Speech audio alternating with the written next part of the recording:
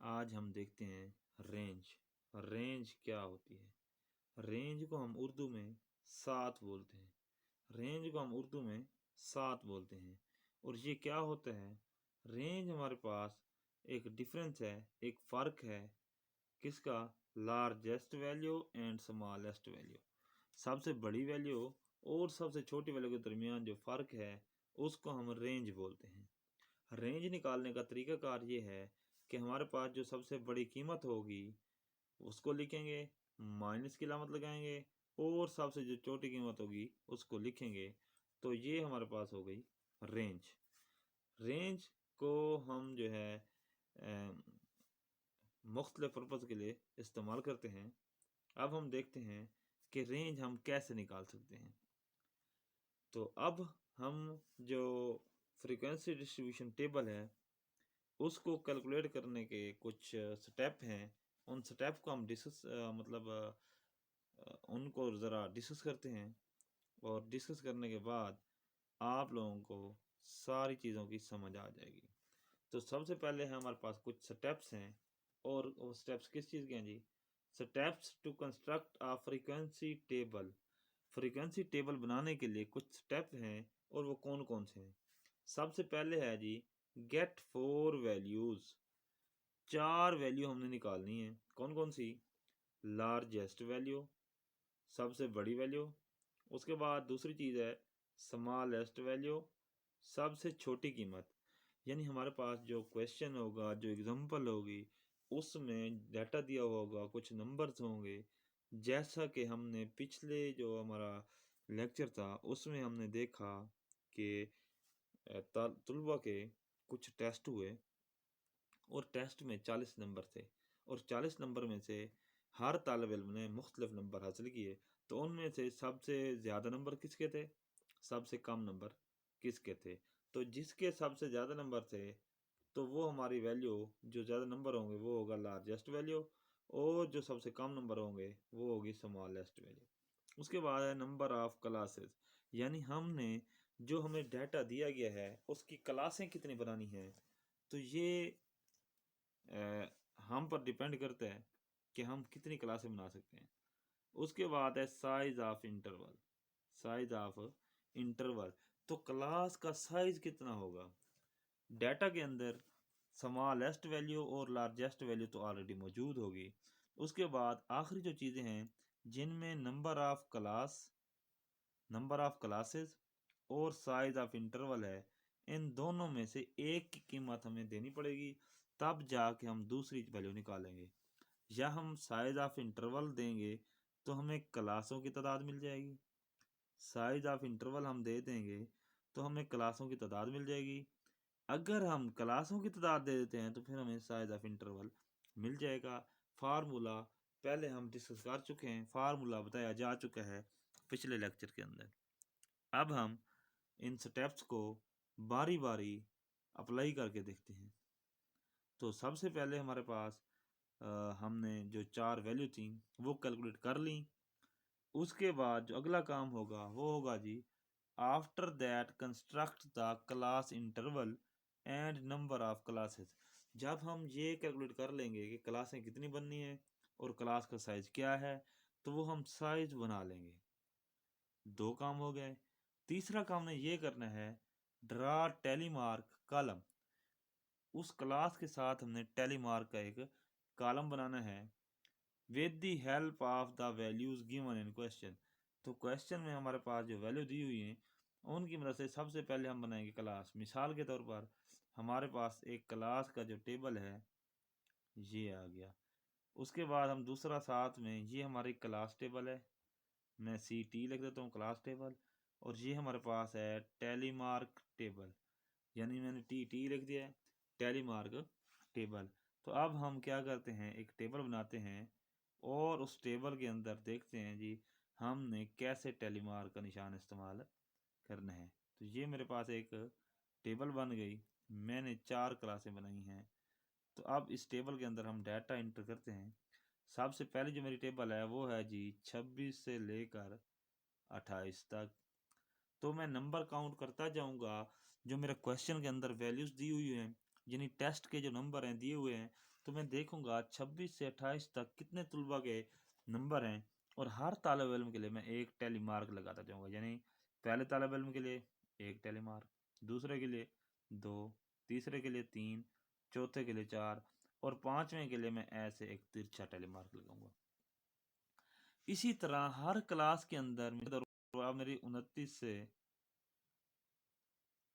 31 तक क्लास है, तो उसमें भी ऐसे 1 2 3 4 यानी जो तादाद होगी, इस तरह मैंने क्लास टेबल की मदद से टैली मार्क टेबल बना लेना है। ठीक है, तो ये मेरा दूसरा काम हो गया। मतलब स्टेप तीसरा हो गया। पहले हम 4 वैल्यू कैलकुलेट करेंगे पहले स्टेप में, दूसरे में हम वो क्लास इंटरवल और क्लासेस की जो तादाद है वो कंस्ट्रक्ट करेंगे, तीसरे में हम टेली मार्क टेबल कैलकुलेट करेंगे। उसको अगर आप देखें तो यहाँ पर तफसील के साथ दिखाया गया है। ये हमारे पास क्लास इंटरवल है और ये टेली मार्क के साइन है।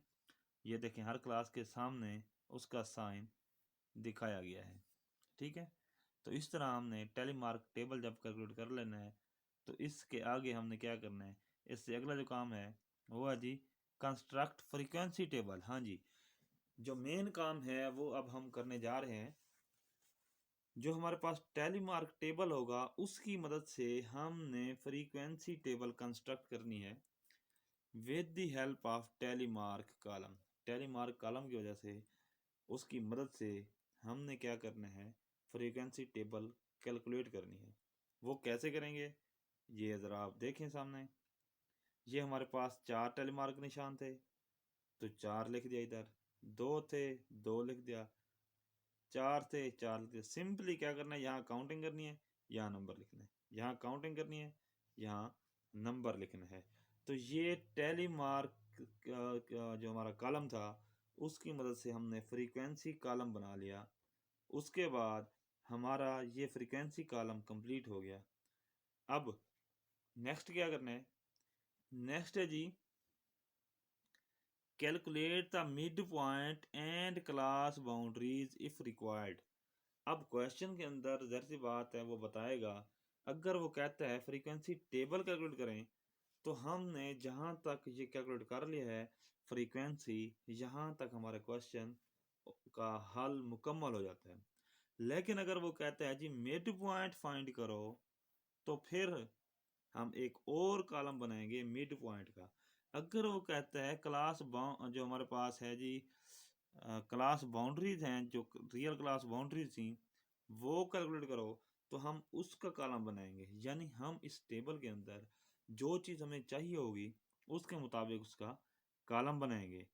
इफ़ रिक्वायर्ड, अगर ज़रूरत हो, यानी अगर सवाल में कहा जाता है तो तब ये काम करेंगे, अदरवाइज स्टॉप सॉल्विंग, वरना हम जो हमारा हल है हम वहाँ पर उसको रोक देंगे, उसको आगे हम हल नहीं करेंगे। अब एक और चीज़ ज़रा नोट करें, इस टेबल के अंदर एक चीज़ होती है कम्युलेटिव फ्रीक्वेंसी।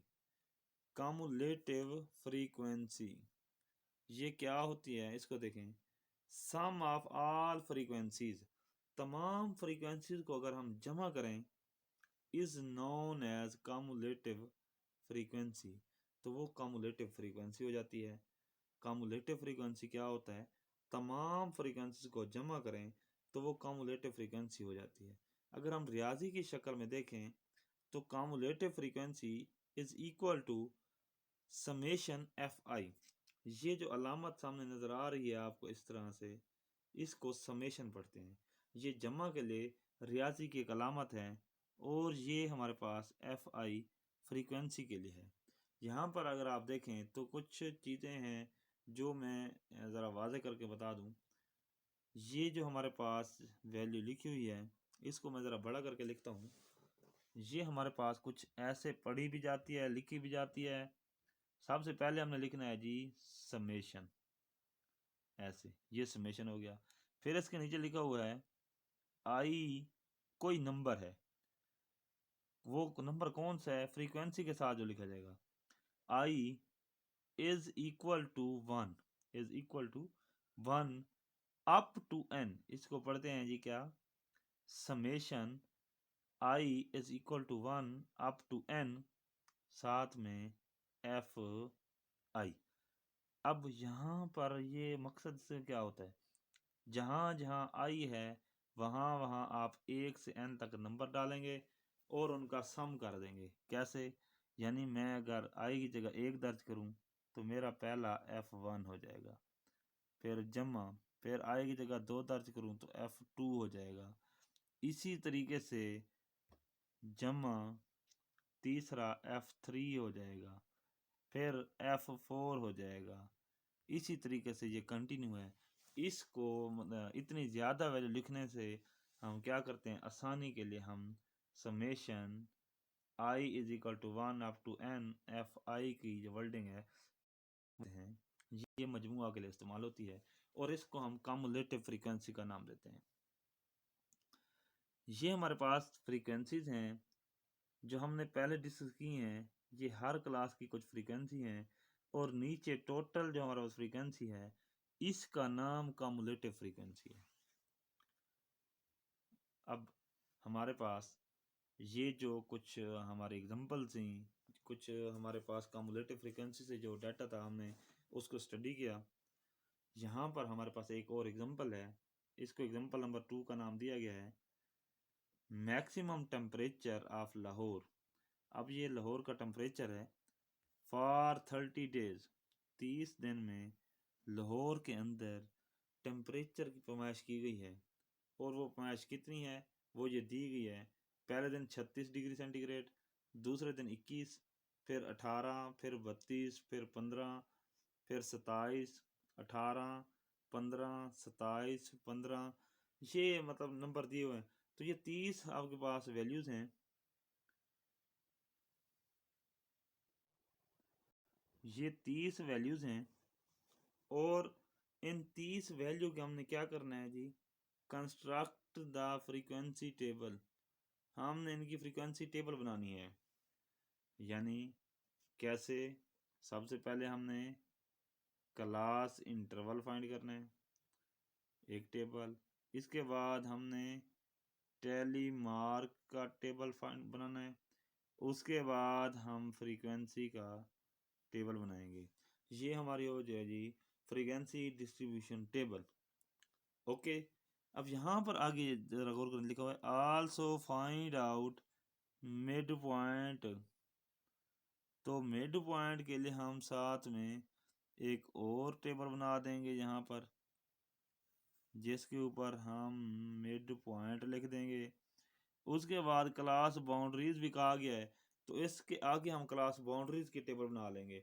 सबसे जो काम है पहला करने वाला वो क्लास इंटरवल और क्लासेस। अगर हम ये लिख के डाटा की मदद से टैली मार्क के निशान लगा लेंगे तो ये सवाल इतना मुश्किल नहीं है, ये बिल्कुल आसान सवाल है।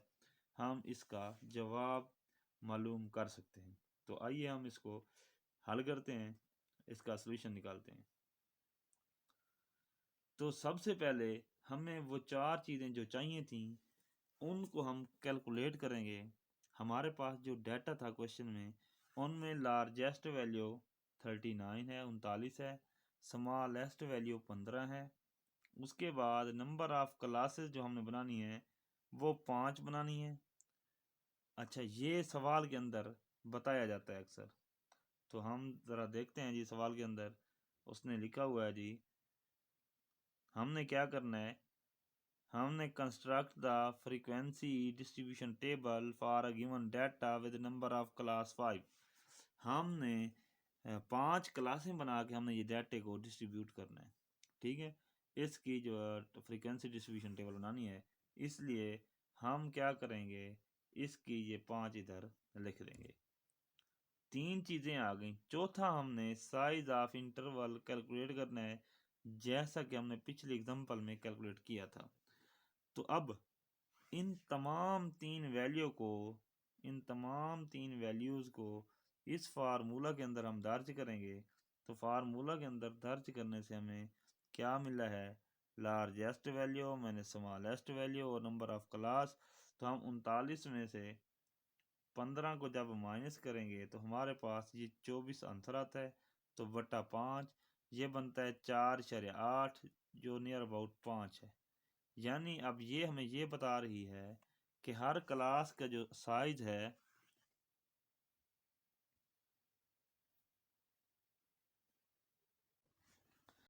क्लास का जो साइज है वो 5 नंबर होने चाहिए, यानी एक क्लास के अंदर 5 नंबर होने चाहिए। तो अब हम नेक्स्ट इसकी जो क्लास है वो बनाते हैं। हमने शुरू करना था छोटे नंबर से, तो छोटा नंबर हमारा 15 था। 15, 16, 17, 18, 19, 5 नंबर की एक क्लास ये बन गई। उसके बाद 20 से 24 तक ये दूसरी क्लास बन गई। 25 से 29 तक तीसरी क्लास बन गई। 30 से 34 तक चौथी क्लास, और 35 से 39 तक हमारी पांचवी क्लास बन गई। अब हमने करना क्या है, सबसे अहम काम यही था, हमने क्लासें बना लेनी हैं। क्लासेस बनाने के बाद फिर हम 15 से 19 तक देखेंगे जो नंबर हैं वो कितने हैं, उनके टेली मार्क लगाने हैं, उनके टेली मार्क के निशान लगाने हैं। तो टेली मार्क निशान ये लगे हुए हैं। इसके मुताबिक ये सब क्लासेस के हमने टेली मार्क निशान लगाने हैं। टेली मार्क निशान लगाने के बाद फ्रीक्वेंसी टेबल बनाएंगे। तो चूंकि इसमें 9 टेली मार्क हैं, 9 लिख दिया। 4 हैं, 4 लिख दिया। 5 हैं, 5 लिख दिया। 5 हैं, 5 लिख दिया। 7 हैं तो 7 लिख दिया। इस तरह हम क्या करेंगे, टैली मार्क कॉलम की वजह से हम फ्रीक्वेंसी मालूम कर लेंगे, और फ्रीक्वेंसी को जब हम जमा करेंगे तो ये नीचे कम्युलेटिव फ्रीक्वेंसी भी आ गई है। अब हमने क्या करना था, फ्रीक्वेंसी डिस्ट्रीब्यूशन टेबल तो यही थी जो हमने कैलकुलेट कर ली। इसके बाद हमने मिड पॉइंट फाइंड करने हैं। तो मिड पॉइंट फाइंड करने के लिए हम क्या करेंगे, हमारे पास ये जो क्लासेस की हैं लोअर बाउंड्री और अपर बाउंड्री, इनको जमा करके 2 पर तकसीम करेंगे। यानी ये हमारे पास अब है 15 जमा 19/2, तो ये 34 बनता है। 34 को जब हम 2 पर तकसीम करेंगे 34/2, तो ये हमारे पास इसका जो आंसर है वो आता है तकरीबन 17। तो 17 इस क्लास का मिड पॉइंट है। इस तरीके से हम इनके मिड पॉइंट कैलकुलेट करते हैं। तो mid point of the class ये यहाँ पर कैलकुलेट किया गया है। 15 और 19 को जमा किया, 2 पर तकसीम किया, 34/2 आया, फिर ये 17 बना। तो अब इसी तरीके से हमने हर इंटरवल का मिड पॉइंट फाइंड कर लेना है। मिड पॉइंट फाइंड करने के बाद क्लास बाउंड्रीज हैं। तो हम जानते हैं कि लोअर बाउंड्रीज के लिए क्या करते हैं, 0.5 माइनस करते हैं लोअर बाउंड्रीज से, जबकि अपर बाउंड्री में क्या करते हैं 0.5 जमा करते हैं रियल अपर बाउंड्री कैलकुलेट करने के लिए। तो ये हमारी जो मतलब इस वक्त क्लास बाउंड्री थी, ये हमारे पास 14.5 और 19.5 बनती हैं। तो हम अब इनकी टेबल कंस्ट्रक्ट करेंगे, एक मिड पॉइंट की और एक हम कैलकुलेट करेंगे क्लास बाउंड्री की। तो ये बिल्कुल इजी है। तो आप मतलब क्लास इंटरवल को देखकर आराम से इनको यहाँ पर ड्रा कर सकते हैं। उसके बाद हम आगे जाते हैं। ये हमारा पूरे का पूरा एक फ्रीक्वेंसी डिस्ट्रीब्यूशन टेबल है, जिसके अंदर मिड पॉइंट और क्लास बाउंड्रीज दोनों दिए हुए हैं। यहाँ फ्रीक्वेंसी तक तो हम हर हाल में करेंगे फ्रीक्वेंसी डिस्ट्रीब्यूशन टेबल। तो इनमें सबसे पहले हमने क्लास इंटरवल मालूम किए, इसके बाद हम टेलीमार्क का निशान लेंगे, इसके बाद हम फ्रीक्वेंसीज लगाएंगे, इसके बाद मिड पॉइंट और क्लास बाउंड्रीज कैलकुलेट करेंगे। तो यहाँ तक हमारा जो क्वेश्चन था वो कंप्लीट हो गया। अब हम अपना ये लेक्चर वाइंड अप करते हैं। ये हमारा फ्रीक्वेंसी डिस्ट्रीब्यूशन टेबल का जो लेक्चर था, लेक्चर नंबर 2 था, यानी इसका सेकंड पार्ट था।